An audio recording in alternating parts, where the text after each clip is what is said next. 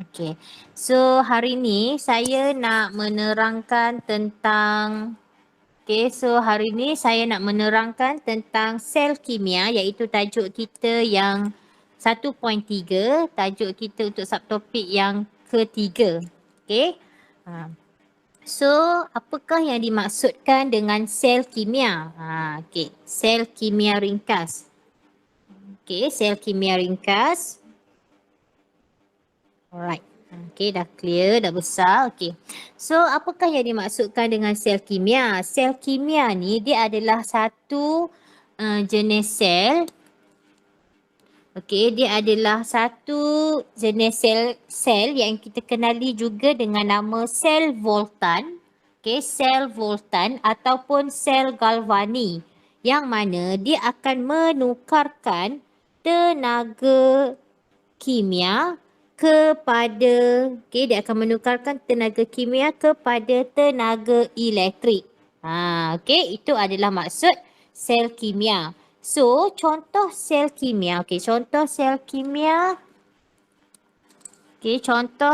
kimia yang biasa kita guna.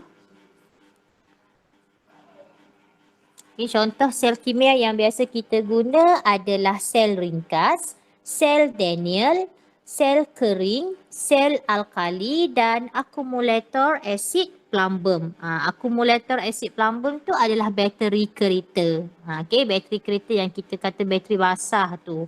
Itu adalah bateri kereta. Dia menggunakan asid sulfurik sebagai elektrolit. Itu yang kita panggil akumulator asid plumbum. Sel kering, bateri. So itu adalah contoh-contoh sel kimia. So ini adalah gambar rajah sel kimia ringkas. Apa benda sel kimia ringkas ni? Sel kimia ringkas ni dia terdiri daripada dua kepingan logam yang berlainan jenis. Dua kepingan logam yang berlainan jenis, iaitu kepingan dekat sini ada dua, iaitu magnesium dan juga kuprum. Dia mesti kita guna dua logam berlainan. Jadi kita akan celup kedua-dua kepingan logam ini ke dalam elektrolit. So, yang mana satu elektrolit? Ini adalah elektrolit. So, elektrolit yang kita guna dekat sini adalah larutan magnesium sulfat. Apakah elektrolit? Elektrolit ni adalah satu larutan yang boleh mengalirkan arus elektrik. Biasanya dia terdiri daripada garam. Dia mesti garam yang larut. Seterusnya, apabila kita celupkan dua kepingan logam yang berbeza ke dalam elektrolit, so dia akan menghasilkan satu tindak balas. So kita katakan tindak balas redox berlaku. Yang mana bila kita on sahaja switch ke atas ni, dia akan menyebabkan pengaliran elektron. Dia akan menyebabkan pengaliran elektron dan beza upaya ataupun beza keupayaan akan dapat dikesan pada galvanometer ataupun voltmeter dekat sini. So dekat sini ada pengaliran elektron. Pengaliran elektron tu kat mana? So pengaliran elektron tu dia akan mengalir daripada terminal negatif ke terminal positif. Itu yang kita maksudkan dengan sel kimia ringkas. Seterusnya adalah kita lihat rajah 1.17. So 1.17 ni adalah salah satu contoh sel kimia ringkas bagi pasangan logam magnesium. Tengok sini pasangan logam magnesium dengan kuprum. So kita kena rujuk kepada siri elektrod piawai. Siri elektrod piawai. Siri keupayaan elektrod piawai E0 tu kita tengok nilai dia. Kalau kita berdasarkan daripada jadual siri keupayaan elektrod piawai, kita dapati nilai E0 magnesium. Berapa nilai E0 magnesium? E0 magnesium adalah Cuba kita rujuk sama-sama. E0 magnesium nilai dia adalah negatif 2.37. Manakala E0 untuk kuprum adalah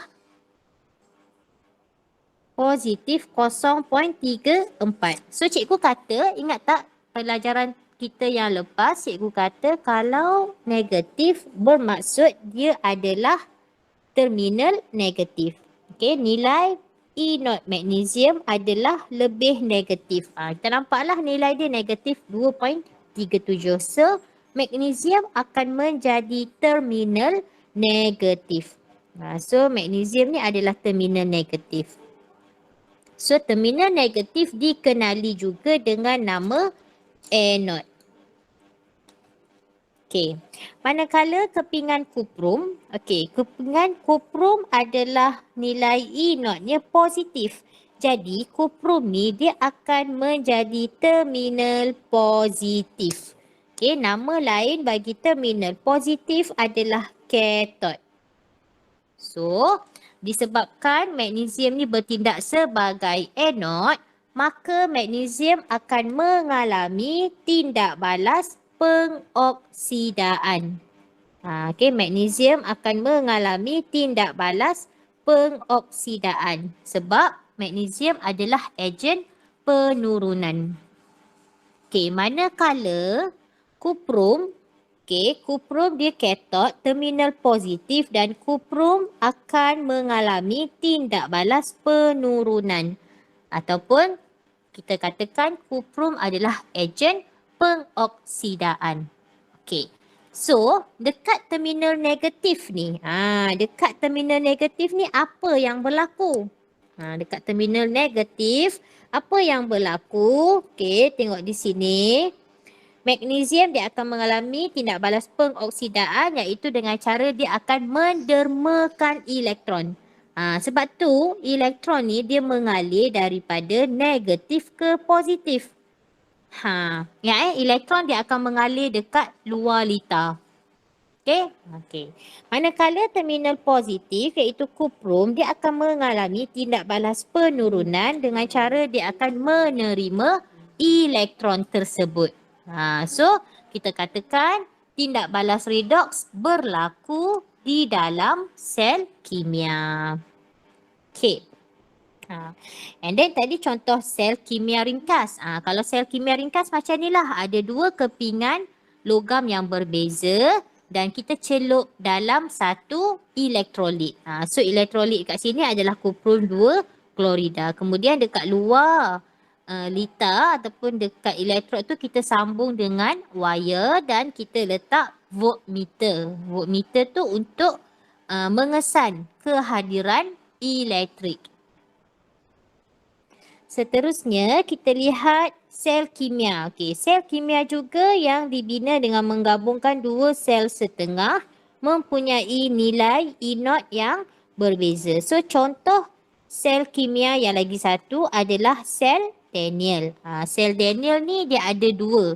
Yang pertama sel Daniell dengan titian garam dan yang kedua sel Daniell dengan pasu berliang. So kita lihat dahulu. So dekat sini, contoh di sini dia berikan kita sel Daniell, contoh sel kimia yang terdiri daripada elektrod logam zinc dan elektrod logam kuprum yang dicelup di dalam larutan garam ion masing-masing. Mari kita tengok apa yang dimaksudkan dengan dua kepingan elektrod yang direndam di dalam larutan ion masing-masing. Saya besarkan gambar rajah ni. Setakat ni ada soalan tak nak tanya? Cikgu laju sangat ke terang?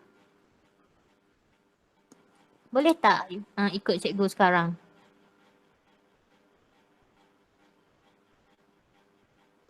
Diam je semua. Boleh.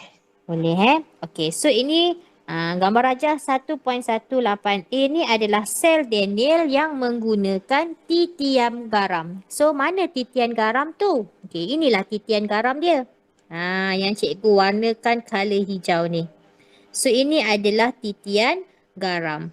Kita dah belajar pun sebelum ni kan titian garam. Titian garam ni Fungsi dia adalah untuk memisahkan dua larutan elektrolit.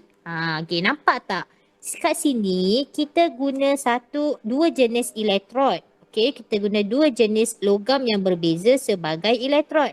Yang pertama adalah elektrod zinc. Yang kedua adalah elektrod kuprum. Okey, and then nampak tak larutan yang kita guna? Elektrod zinc, elektrod zinc ni kita rendam dia di dalam larutan ionnya. Larutan ionnya adalah larutan zinc sulfat. Sebab dalam larutan zinc sulfat ada ion zinc. Manakala dalam kepingan elektrod kuprum ni, dalam kepingan kuprum ni kita rendam dia dalam larutan kuprum 2 sulfat. Sebab tu warna dia biru. Nampak tak warna ni biru kan? Warna biru ni sebab adanya ion kuprum. So dekat sini disebabkan ada dua larutan ion, that's why kita kena letak titian garam. So fungsi titian garam ni, fungsi titian garam ni satu adalah untuk membenarkan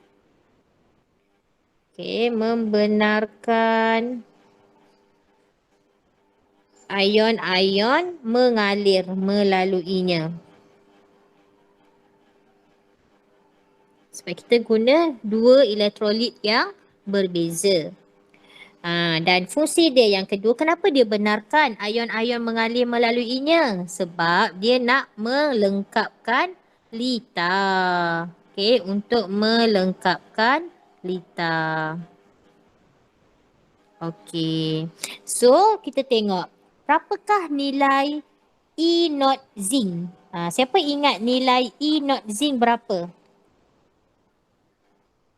Siapa ingat nilai E0 zinc berapa? Cuba tengok dekat modul kamu muka surat 34 tu. Berapa nilai E0 zinc? Negatif 0.76. Ya, negatif 0.76. Manakala nilai E0 kuprum? Positif 0.34. Okey. So, daripada nilai E0 inilah kita tentukan yang mana satu terminal negatif, yang mana satu terminal positif. So, kita nampak zinc nilai E0-nya lebih negatif. Jadi, zinc akan bertindak sebagai terminal negatif. Sebab tu dia tulis negatif dekat sini. Dan zinc bertindak sebagai anode. Manakala kuprum nampak tak dia tulis positif kat sini. Tu menunjukkan elektrod kuprum adalah terminal positif dan kuprum bertindak sebagai katod. Alright. Seterusnya, so elektron akan mengalir dekat luar lita. Elektron akan mengalir di luar lita. So elektron mengalir daripada mana ke mana? Daripada terminal negatif ke terminal positif. So itu cikgu lukis pengaliran elektron. So apabila elektron mengalir, barulah voltmeter tu akan menunjukkan bacaan. Cikgu nak sebut dekat sini. Yang bergerak ataupun yang mengalir dari negatif ke positif tu adalah elektron. Tetapi arus elektrik, arus elektrik dia berlawanan dengan arah pengaliran elektron. Arus elektrik dia akan mengalir dari terminal positif ke terminal negatif. Cikgu harap kamu jangan salah. Ni kita dah belajar masa sains dulu-dulu lagi arah pengaliran arus elektrik. Ingat kalau dalam bateri, arus elektrik dia akan mengalir dari positif ke negatif. Yang saya tengah cerita ni adalah pengaliran elektron. Dua perkara yang berbeza. Itu adalah sel Daniell yang menggunakan titian garam. Sekarang yang saya akan terangkan yang kedua ni adalah cikgu buat macam ni nak pisahkan. Rajah 1.1 18B adalah sel Daniell menggunakan pasu berliang. Sebenarnya sama je fungsi pasu berliang dan juga titian garam. Cuma bentuk dia sahaja berbeza. Okay. Kalau dalam gambar Raja, dia menggunakan satu bika. Okay, dia menggunakan satu bika dan dekat bika tu ada garisan putus-putus yang saya letak warna hijau ni. Yang saya highlight dengan color hijau. Sekejap ya. Okay, yang saya highlightkan dengan color hijau ni, ini adalah pasu berliang. Okay, dia ada garisan putus-putus. Biasanya kita akan labelkan dia dengan garisan putus-putus. Dalam modul awal ada muka surat 37. Okay, so yang lain semua sama. Elektrolit dia akan guna dua elektrolit berbeza. Okay, nampak elektrolit dia. Okay, dekat elektrod kuprum, okay, elektrod kuprum ni dia akan celup dalam larutan kuprum 2 sulfat. Okay. Manakala elektrod zinc dia akan celup di dalam larutan zinc sulfat dan larutan zinc sulfat ni akan diisi di dalam pasu berliang. So, pasu berliang ni fungsi dia akan memisahkan kedua-dua elektrolit tadi iaitu larutan kuprum 2 sulfat dan juga larutan zinc sulfat. Tetapi dia akan membenarkan fungsi pasu berliang ni sama je. Dia akan membenarkan ion-ion zinc dengan ion kuprum tu tadi mengalir melaluinya untuk melengkapkan litar. So sama juga zinc sebagai terminal negatif, kuprum sebagai terminal positif. So elektron akan mengalir dari zinc ke kuprum. Boleh faham tak setakat ni? Boleh faham tak setakat ni? Boleh. Okay, thank you. Seterusnya, notasi sel. Okay. Untuk sel Daniell sahaja, cikgu ulang lagi sekali, untuk sel Daniell sahaja, iaitu sel Daniell tadi ada dua jenis. Yang pertama adalah untuk yang menggunakan, sekejap. Okay, sel Daniell ni sama ada dia menggunakan titian garam. Kadang-kadang kita panggil dia jambatan garam, kadang-kadang kita panggil dia titian garam. Tapi dia adalah benda yang sama. Okay, ataupun yang lagi satu dia menggunakan pasu berliang. Okay. Untuk kedua-dua jenis sel Daniell ni, kita boleh tulis ataupun kita boleh gambarkan gambar rajah pasu berliang tu dengan simbol notasi sel. Apa benda notasi sel ni? Inilah notasi sel. Okay. Macam mana kita nak buat? Okay. Zinc, zinc ni, zinc adalah, dia adalah terminal negatif. Dia daripada terminal negatif. So zinc ni yang mula-mula ni adalah elektrod. Ini adalah elektrod, iaitu elektrod. Dia adalah elektrod yang mewakili terminal negatif. Dia mewakili terminal negatif. Kemudian kita letak tanda garis. So cikgu lukis lagi sekali. Zinc, cikgu tulis zinc. P tu menunjukkan dia dalam keadaan pepejal lah. Kalau tulis pun tak apa, tak tulis pun tak apa. Zinc tu adalah elektrod yang mewakili, bukan mewakili, elektrod terminal negatif. Manakala, kemudian kita buat garisan. Dia mesti ada garisan. Cikgu nak guna pen hitam. Dia mesti kita buat garis garis macam ni. Tanda palang macam ni. Straight. Okay, kita buat macam tu. Kemudian kita tulis yang kedua. Yang kedua ini adalah larutan. Larutan elektrolit. Cikgu tulis elektrolit. Kat sini adalah elektrolit. Okay, elektrolit yang mengandungi ion terminal negatif tadi. Okay, so tadi zinc, makanya ion dia adalah zinc plus. Tulis macam tu. Okay, tulis macam tu. Kemudian titian garam tu, titian garam tu kita simbolkan dia dengan 2 garisan. 2 garisan tu maksudnya adalah titian garam. Yang ini ni. Ni simbol untuk titian garam. Alright.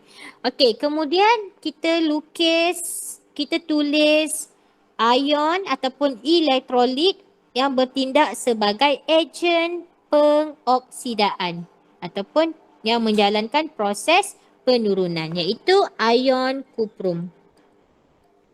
Ion kuprum, kemudian kita buat garis panjang lagi satu. Lepas tu kita tulis logam yang menjadi terminal positif, iaitu logam kuprum. Boleh tulis pepejal dalam ni, tak ada masalah. Tak nak tulis pun tak apa. So yang kita tulis inilah notasi sel. Yang kita tulis ni inilah notasi sel. Dalam latihan kamu dah ada. Ada soalan nak tanya tak setakat ni? Tak ada Cikgu harap semua faham. So sekarang saya nak padam yang ini sebab saya nak terang tentang voltan sel. Cikgu nak padam yang ini, cikgu nak terang tentang voltan sel. So sekarang kita nak tengok voltan sel. Apakah voltan sel? Voltan sel adalah bacaan elektrod keupayaan bagi dua jenis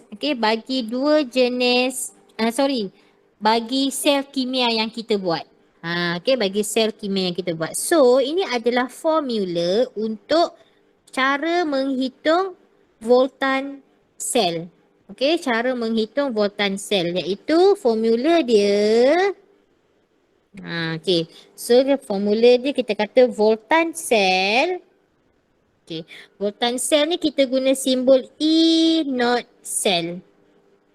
Sama dengan E0 kathod tolak E0 anode. Ini dia punya formula. Harap kamu salin lah, kalau tak nanti takut kamu tak ingat. Ini dah dia punya yang saya lukis ni. E0 sel sama dengan E0 kathod tolak E0 anode. So contoh kuprum dengan zinc tadi. Zinc. Zinc, E0 zinc berapa tadi? Berapakah E0 zinc? Negatif. Berapa tadi? 0.76. 76. E0 kuprum berapa? Positif 0.34. Positif 0.34. So, kita masuklah dalam ni. E0 kathod. So, kita tahu kan, kuprum ni adalah kathod. Dia duduk sebelah kanan. Sebelah kanan kathod, sebelah kiri anode. So, E0 kathod adalah positif 0.34 tolak anode tolak negatif 0.76. So, kita selesaikan positif 0.34, negatif akan jadi positif. So, 0.76. So, kamu tekanlah kalkulator. So, kamu akan dapat jawapannya positif 1.10. Unit dia mesti V untuk volt. Boleh tak setakat ni? Senang je kan? Sebenarnya sel kimia ni senang je. Inilah nota kamu. So ini modul kamu kan? So ini adalah modul kamu. So kita tengok. Ni contoh soalan dia lah biasanya. So dia bagi dekat kita nilai E0 bagi 2 sel setengah, iaitu zinc dengan argentum. Dia bagi nilai E0 bagi 2 sel setengah, iaitu zinc dengan argentum. So kita tengok dekat sini. Kamu kena tengok nilai E0. Nilai E0 zinc. Nilai E0 zinc adalah adalah negatif 0.76 volt. Manakala nilai E0 untuk argentum adalah positif 0.80. So kita tengok nilai E0 yang lebih negatif mesti bertindak sebagai anode. Okey, nilai E0 negatif mesti bertindak sebagai anode. Jadi yang lebih negatif adalah zinc di sini. So zinc akan bertindak sebagai terminal negatif atau anode. Okey. So apakah dekat sini dia suruh nyatakan ejen. So ejen penurunan. Lebih negatif mesti ejen penurunan. So ejen penurunan dia adalah zinc. Jadi zinc dioksidakan. So proses yang berlaku, proses yang berlaku betul proses pengoksidaan di mana atom zinc melepaskan elektron membentuk ion zinc 2+. Senang ni, cikgu rasa kamu dah boleh dah sebenarnya ulang-ulang kan. So tulis persamaan setengah yang berlaku di terminal negatif zinc. Dia akan dema elektron membentuk zinc 2+ plus 2 elektron. Itu adalah terminal negatif. Nilai yang lebih positif adalah nilai argentum. Nilai argentum di mana argentum akan bertindak sebagai terminal positif dan akan menjadi katod. So ejen pengoksidaan. Kamu ingat balik kalau ejen pengoksidaan mesti ambil yang sebelah kiri dalam siri keupayaan elektrod iaitu dia mesti ion. Ni yang kita dah bincang dalam tajuk yang lepas. Mesti ion. So proses yang dialami oleh ion argentum akan diturunkan.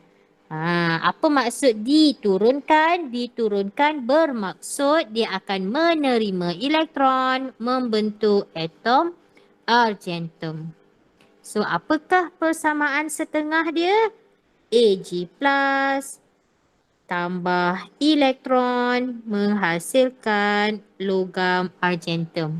So kalau pemerhatian dia, logam argentum ni kita katakan pepejal kelabu terbentuk. Pepejal kelabu terbentuk. Manakala zinc, apa yang berlaku pemerhatian dia sebabkan zinc ni dah bertukar menjadi ion zinc. So kita katakan zinc menjadi nipis atau zinc melarut. Faham tak setakat ni?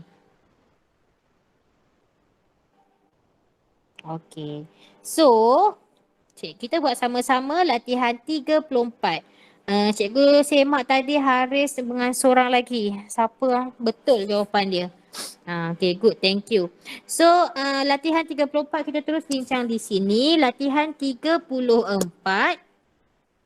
Latihan 34 ada errata Cikgu sorry, cikgu lupa nak cakap dengan kamu semalam errata sebab semalam saya meeting sampai petang. So saya memang tak sempat nak tengok handphone sangat. So di sini ada errata iaitu soalan B. Ferrum ni digantikan dengan argentum. Dan soalan D pun sama. Hidrogen tu kita gantikan dengan argentum. Tolong betulkan. So persamaan ion. Bila saya sebut nama, saya harap kamu boleh nyatakan apakah persamaan ion. Ke ada yang tak tahu nak tulis persamaan ion tu lagi? Ada tak yang tak tahu nak tulis persamaan ion daripada persamaan setengah? Boleh? Kalau boleh cikgu akan sebut nama dan kamu tolong sebut persamaan ion tersebut.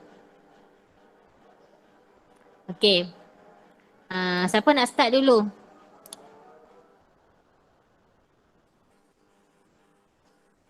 Okey, Dania tolong sebut persamaan ion untuk B.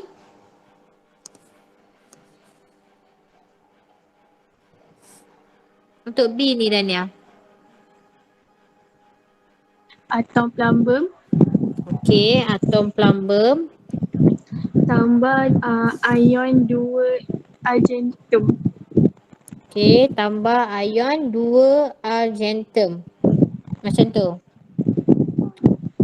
Okey, menghasilkan Menghasilkan ion plumbum 2+. okey dengan 2 atom argentum. okey, thank you Dania. Good. Okey, seterusnya C. C Iman. Iman ada tak Iman? Ada, tapi saya rasa saya lemah lah cikgu. Okey, cuba. Cuba Uh, dulu. Cu2 plus tambah Fe ya cikgu. Okey, Cu2 plus tambah Fe Fe. Okey, betul. menghasilkan Fe2 plus tambah Cu.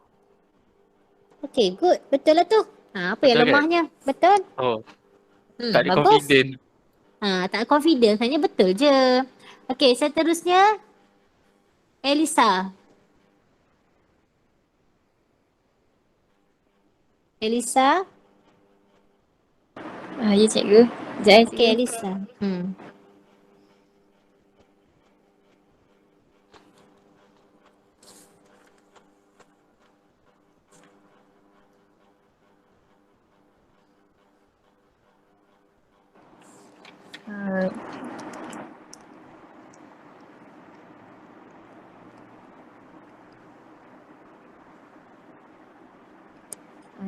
Aluminium Aluminium. tambah Mhm. 3 argentum, ion argentum. Ke ion argentum. Menghasilkan Mhm.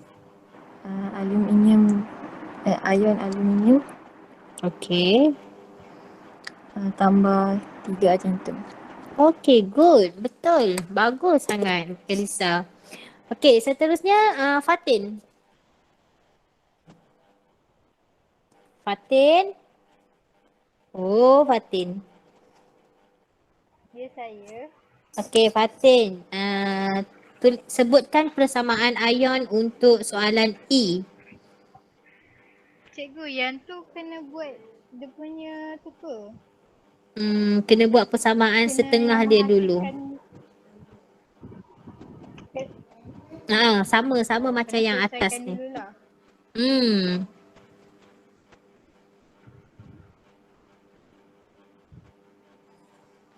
Dan tu maksudnya tambah lah. Betul. Dan tu maksud dia tambah. Bukan tambah. Dan kat situ elektrod. 2 jenis elektrod dan 2 jenis elektrolit tu. So untuk sternum ni, okay, cikgu tunjukkan E dulu Okay, so E tu kamu kena buat lah. Buat dia punya persamaan setengah. Okay, so kamu rasa tengok dulu. Okay, tengok dekat situ sternum dengan magnesium tu mana lebih negatif? Nilai E naught dia. Rujuk dekat jadual. Kamu jangan risau tau. Dalam exam jadual siri keupayaan elektrod tu akan diberi. So kamu tak ada masalah pun sebenarnya. Asalkan kamu pandai guna nak cari E naught tu macam mana. So tengok. Yang sternum. Sternum tu berapa nilai E naught dia? Negatif. Negatif berapa? Negatif 0.14. Negatif 0. Betul ke? 14. Sternum mana? Cuba tengok yang lain. Cuba sebab. Sternum. Negatif 0.14. Negatif Betul? 0.14. Betul. Negatif 0.14. Magnesium berapa? Negatif. 2.37. Betul. So maknanya magnesium yang akan bertindak sebagai ejen penurunan. So magnesium yang akan mengoksidakan, magnesium ni dia akan mengoksidakan pula. Dia akan menderma elektron. So dia akan jadi magnesium menghasilkan ion magnesium dengan cara derma 2 elektron. Manakala stannum dia akan menjadi ejen pengoksidaan. Kalau ejen pengoksidaan mesti ion. So ion stannum akan terima 2 elektron membentuk logam stannum. Macam tu. Tu. So daripada sini bila kamu dah buat persamaan setengah baru kamu boleh buat persamaan ion. Tu cikgu dah tolong buat persamaan ion. So persamaan ion tu berapa? Ion SN2+. Okey. Tambah dengan magnesium menghasilkan SN plus magnesium 2 tu plus. Okay, good. Bagus. Betul lah tu Fatin. Alright. Okay. Soalan F. Soalan F cikgu nak whole kari.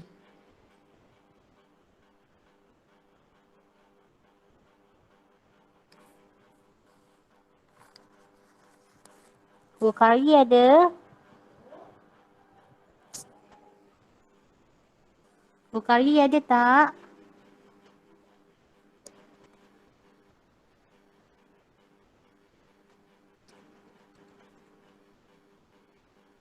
Okay, tak ada. Ke ada mesej? Cikgu tak nampak mesej. Okay, tak ada juga. Lain? Pelajar lain ada? Pelajar lain siapa? Haizil boleh Haizil? Ya, Ibu. Haizil boleh? Saya tak buat dia punya usahaan setengah lagi. Okey, siapa yang dah buat persamaan setengah ni? Alice?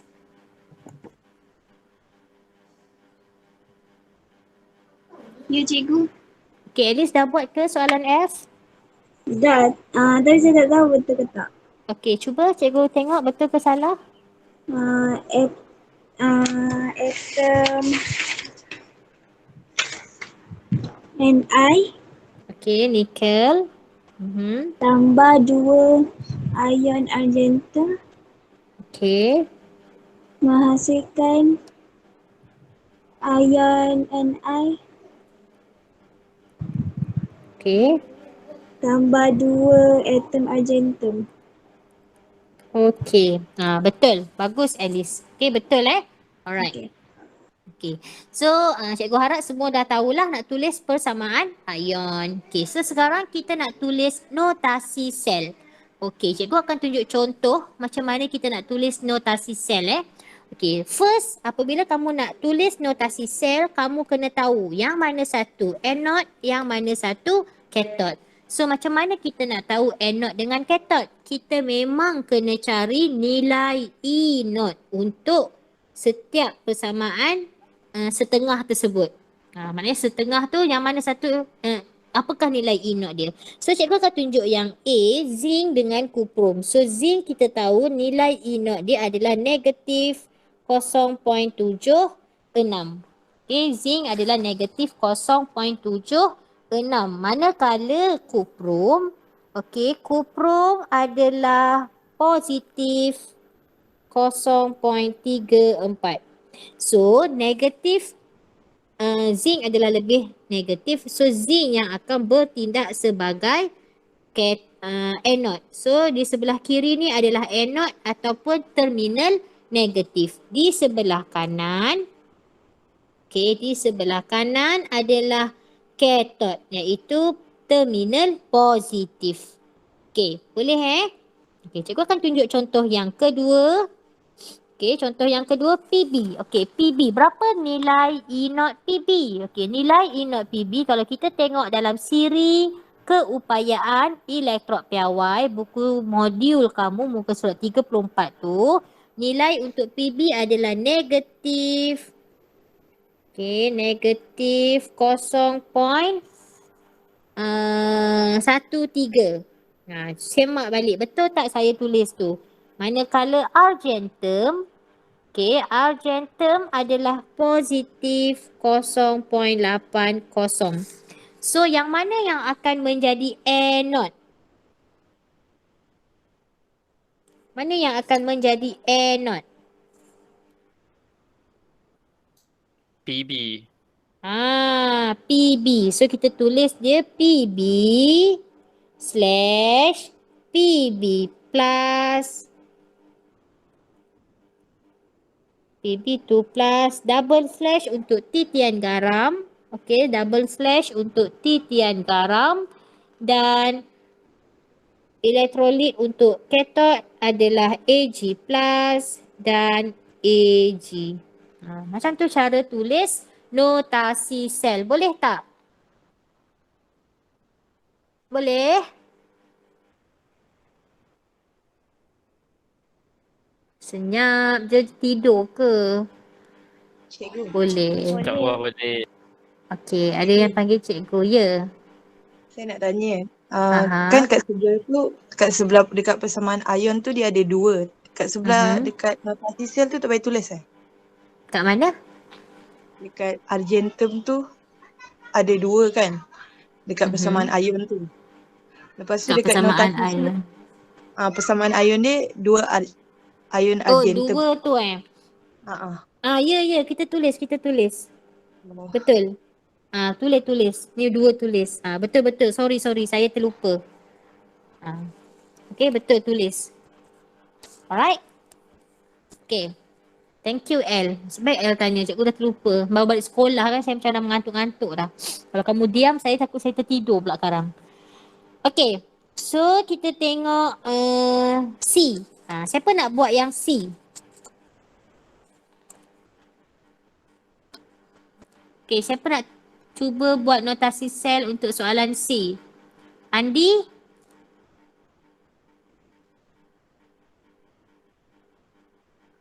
Ya, cikgu.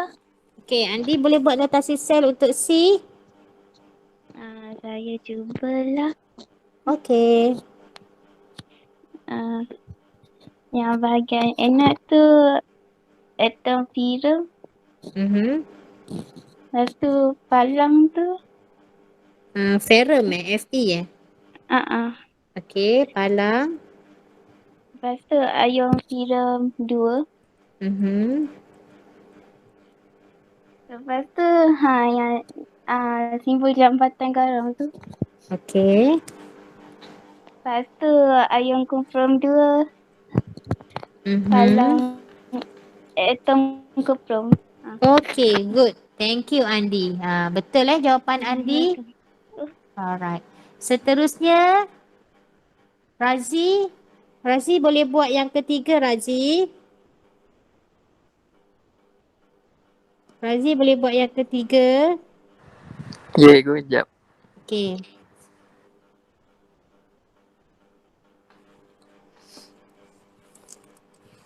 AL dulu. AL dulu. Tambah Palang. palang AL Okay. 3 plus. Itu jabatan garam tu. Okay. 3 AG. 3 AG ke? Okay, 3 AG plus ke AG saja? Macam tu? 3 AG plus. Okay. Palang 3 AG. 3 AG. Okay, good. Right, bagus. Seterusnya E. Siapa boleh buat E?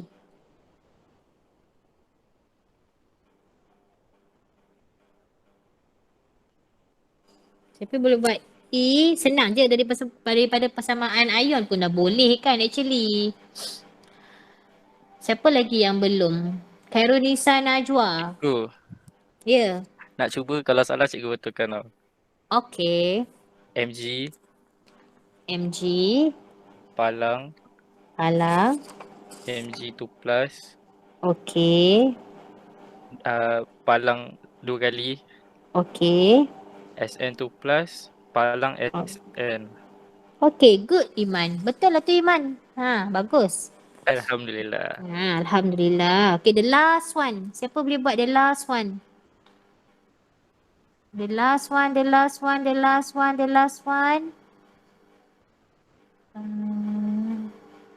Zahira boleh tak Zahira?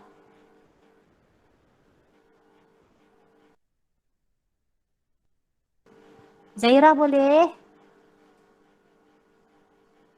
Okay, mungkin line tak berapa okey. Waik ada tak Waik? Cikgu.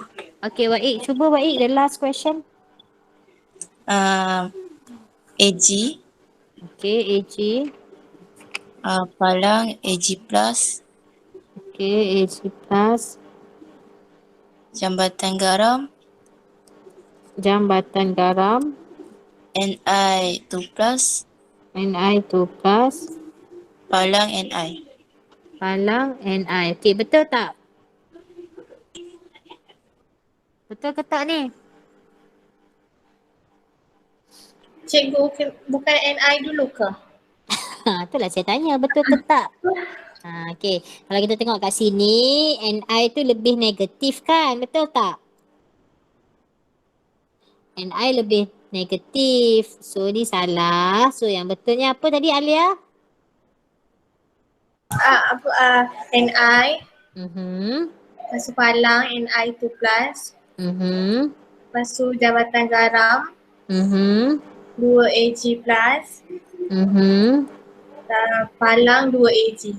Okay, alright. Nanti Waik nanti buat pembetulan ya. Nampak kan mana salah? Okay, nanti buat pembetulan. Alright, thank you dua-dua orang, Alia dan juga Waik. Okay. So, ini ada errata dekat modul muka surat 40 kamu ni. Macam biasalah, penulis modul ni dia tersalah. Nilai tu betul, cuma susunan je salah.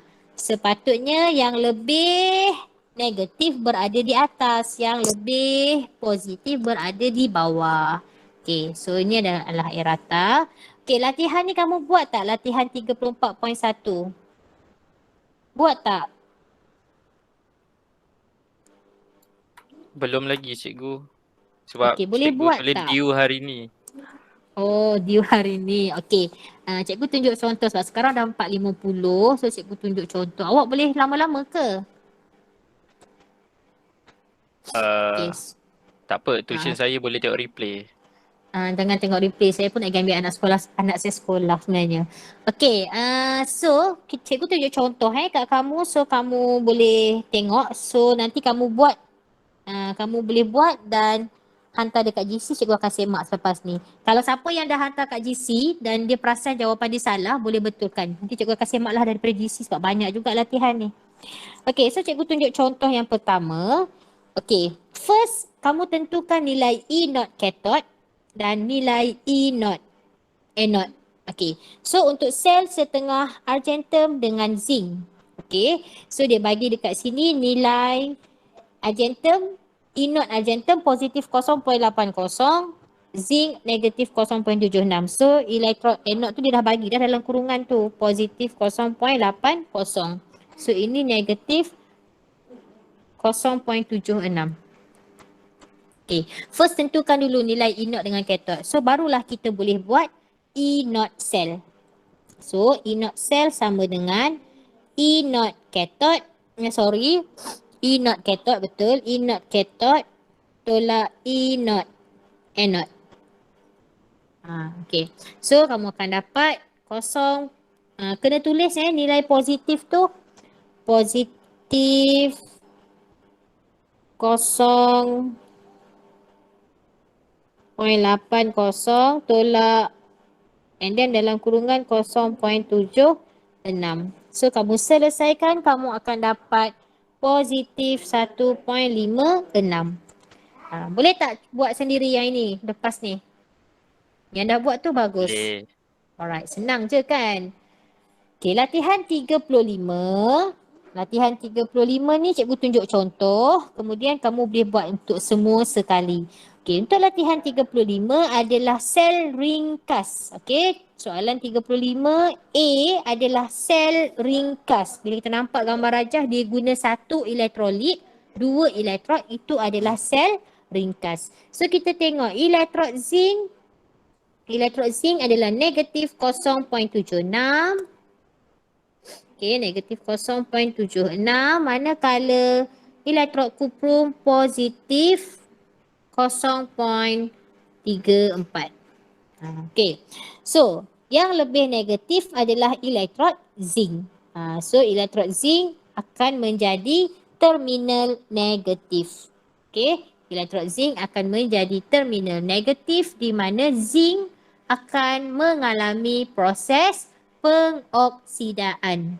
Okey, zinc akan mengalami proses pengoksidaan di mana atom zinc akan melepaskan elektron membentuk ion zinc 2+.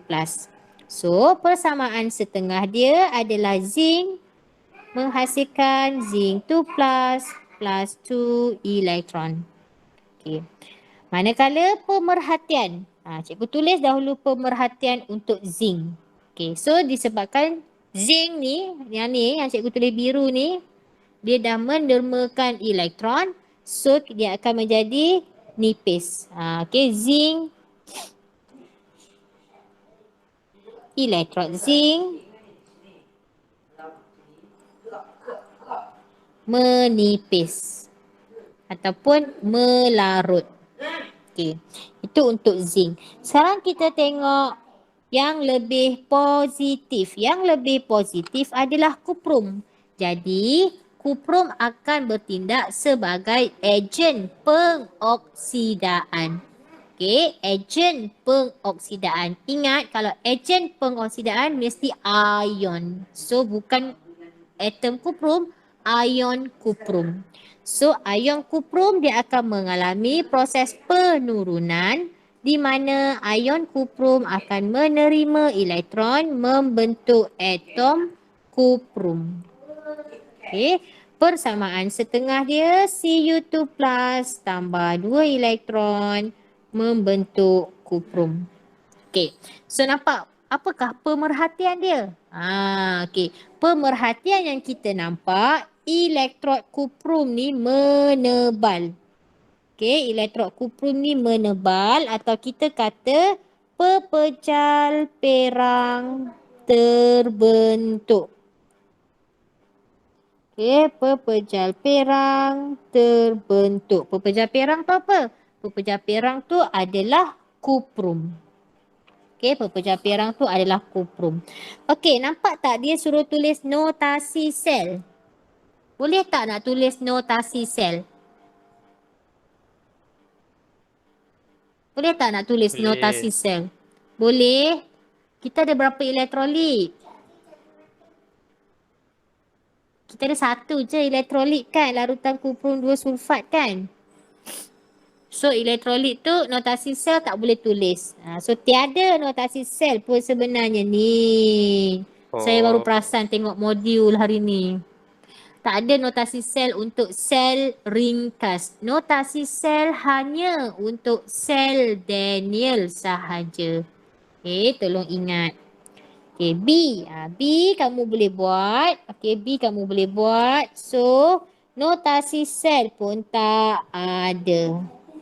Batalkan notasi sel sebab soalan B itu adalah sel ringkas. Okey, nanti kamu buat, hantar dekat GC, saya akan semak. Soalan C pun sama. C ada notasi sel. Okey, C ada notasi sel sebab dia menggunakan sel Daniell. Kalau ada 2 larutan elektrolit, itu adalah sel Daniell. Okey, soalan D kamu buat. Cikgu nak semak. Okey, soalan D. Soalan D apa? Soalan D tentang sel Daniell. So ada notasi sel. Soalan E, sel Daniell ada notasi sel. Soalan F, sel Daniell ada notasi sel. Boleh buat tak soalan B, C, D, E, F tu? Boleh kan? Senyap je. Okey, ini adalah jawapan untuk latihan 36. Okey, ini adalah jawapan untuk latihan 36. Okey. Boleh ambil dan semak. Okey, sekarang ada soalan tak nak tanya untuk sel kimia? Cikgu, apa beza galvanometer dengan voltmeter? Oh, voltmeter ni untuk mengesan, voltmeter ni dia ada bacaan. Galvanometer tu dia hanya mengesan kehadiran arus elektrik yang kecil.